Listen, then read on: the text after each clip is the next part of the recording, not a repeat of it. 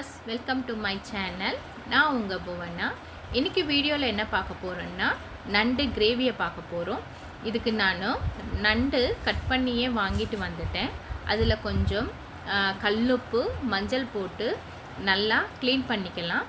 Clean பண்ணிவிட்டு ஒரு பிளேட்டில் நான் ட்ரான்ஸ்ஃபர் பண்ணிக்கிறேன். அதை இதுக்கு தேவையான பொருட்கள் என்னன்னு பார்த்தோன்னா, 3 பெரிய வெங்காயம், கறிப்பில்லை, 2 தக்காளி, இஞ்சி பூண்டு பேஸ்ட்டு, ஒரு வாணலியில் 4-5 ஸ்பூன் எண்ணெயை விட்டு எண்ணெய் சூடானதும் கடுகு, கறிப்பில்லை, பொடியாக நறுக்கி வச்சுருந்த வெங்காயத்தையும் போட்டு நல்லா வதக்கிக்கலாம்.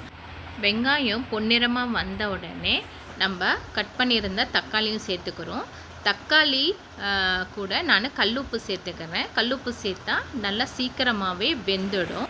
வெங்காயம் தக்காளி நல்லா வெந்து வரட்டும். அதுக்கு முன்னாடி நம்ம தேங்காய் விழுது அரைச்சி வச்சுக்கலாம். நான் கொஞ்சம் தேங்காவும் 1 ஸ்பூன் மிளகும் போட்டு நல்லா மிக்சியில் நைஸாக அரைச்சி எடுத்து வச்சுக்கலாம். வெங்காயம் தக்காளி நல்லா வதங்கிடுச்சு. இப்போ நான் 1 ஸ்பூனு இஞ்சி பூண்டு பேஸ்ட்டு சேர்த்து வதக்கிட்டு க்ளீன் பண்ணி வச்சுருந்த நண்டையும் சேர்த்து ஒரு கலரி தட்டு போட்டு நான் மூடி வச்சிடுறேன். நண்டிலேயே தண்ணி விடும். அந்த தண்ணி சுண்டின உடனே நம்ம மஞ்சள் பொடி, உப்பு, காரம் சேர்த்துக்கலாம். நான் முன்னாடியே உப்பு சேர்த்துருக்கனால இப்போ நான் கொஞ்சம் உப்பு சேர்த்துக்கிறேன்.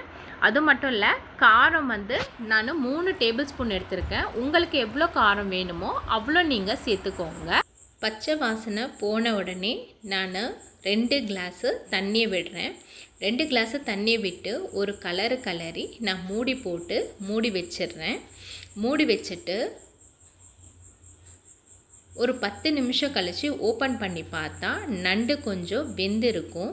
இப்போ நம்ம அரைச்சி வச்சுருந்த தேங்காய் விழுதையும் சேர்த்துக்கலாம். இந்த தேங்காய் விழுது நல்லா டேஸ்ட்டாக இருக்கும், நமக்கு நல்லா கிரேவியாகவும் வரும்.